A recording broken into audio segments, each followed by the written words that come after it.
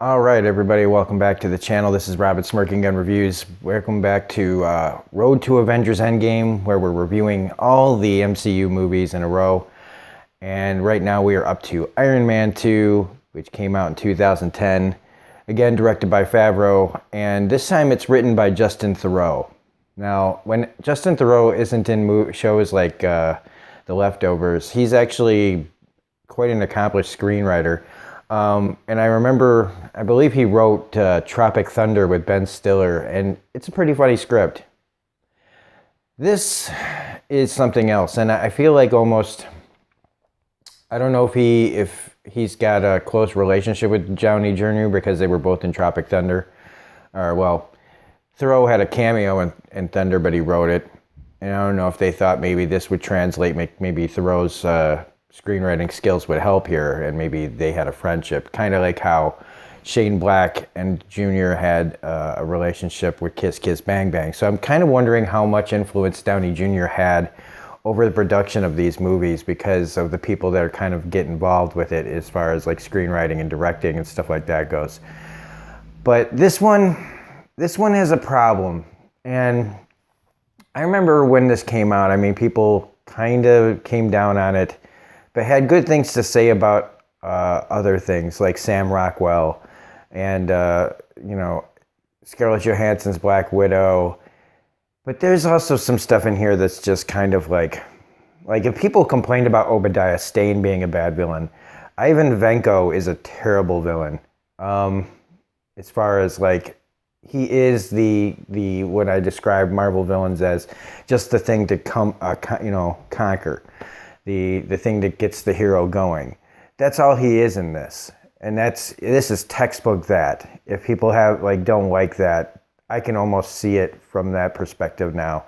Because he's just the guy who, his dad wanted to get rich off of the tech. Howard Stark didn't like that, and because of having him deported, which maybe was the harsh thing about it, it led to that guy having a pretty rough life. But it was opposing ideals, and I agree with Howard that the technology wasn't supposed to be, it was meant to do something for the world, not just for one person. And so the son got all pissed off, and it's that whole, this should have been my life, now I'm going to take away your life thing. And it's pretty standard fare and doesn't bring anything new to the table as far as like villain stories go. Whiplash in the comics can be pretty interesting, and he's even been, I don't know if he became the Living Laser or not in the books. I could be remembering that wrong, but Whiplash can be a good villain. But in this, he's just Mickey Rourke.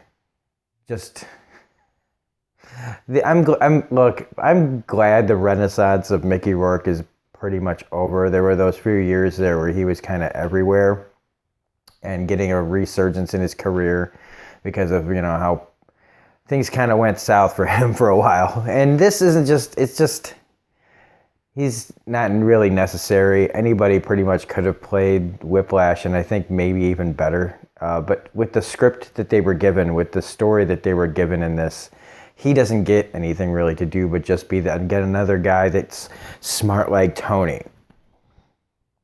The yin to the yang, the person who uses something for good and the other person who uses the same tech for bad. It's really all it is. And the whole thing with the bird, like, who gives a shit? Like, it's supposed to be his personality quirk, but it goes nowhere. It doesn't really explain anything. Maybe there's like stuff we're supposed to read between the lines there, but it's just not very clear. The whole thing with Tony not telling anybody that he's dying. And so they are all freaking out. And I feel like that's lazy script writing.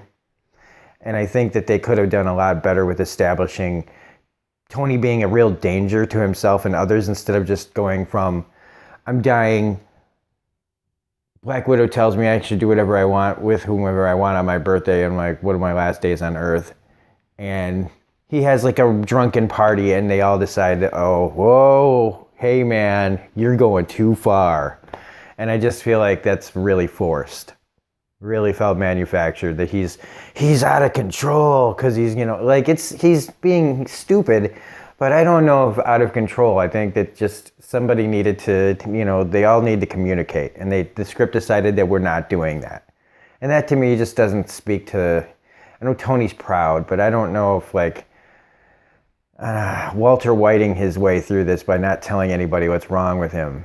I don't know. I just don't agree with it. And I don't, if they wanted to do a story where Tony's really down and out and like establish like his alcoholism and stuff like in the comics, they could have done something more with it here. But they wanted this simple, easily to overcome situation where everybody's just like in a sitcom walking into the wrong room and not telling each other the things that they need to.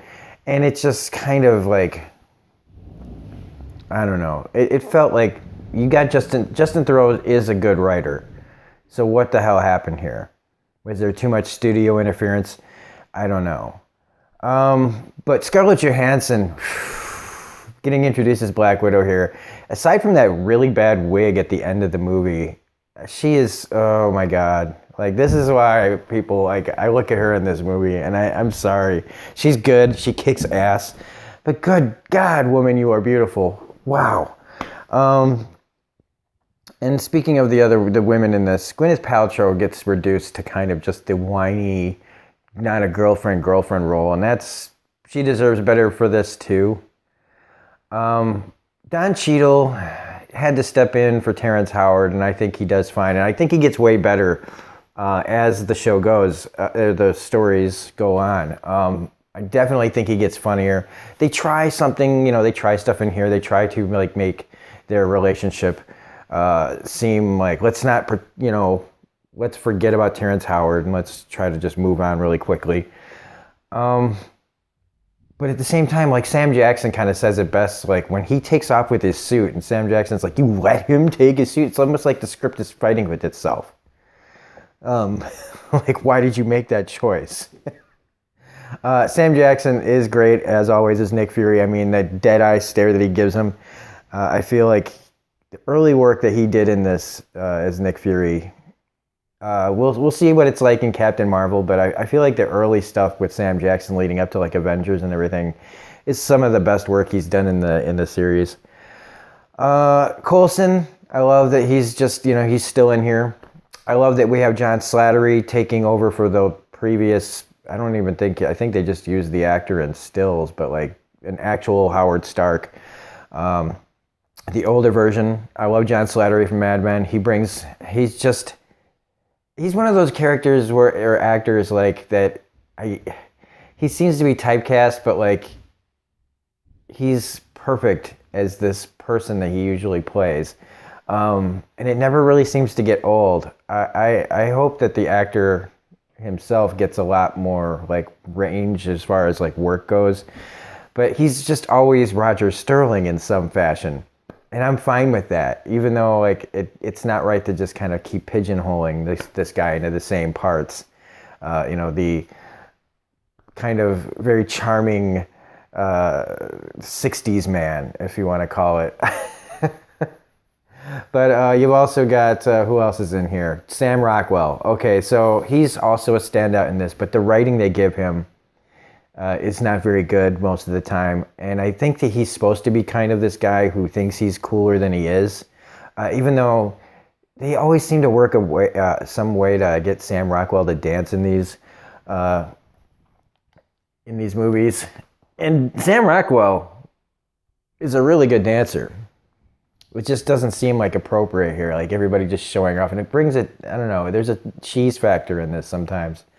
Gary Shandling, one of his last performances is nice in this. And as we know later on when he shows up in Winter Soldier and you find out that he's, like, look, man, if you haven't seen these, spoiler alert for everything, right? So, like, you find out later that he's a Hydra agent. And so, like, when you watch this now, knowing what you know later, again, it's so cool to be able to see all these things again and start seeing things maybe in a different way than you watched before. And I'm glad that it's one of the reasons why I'm glad I'm doing this. Trying to think, who else do we got going on in here? I did like the War Machine stuff.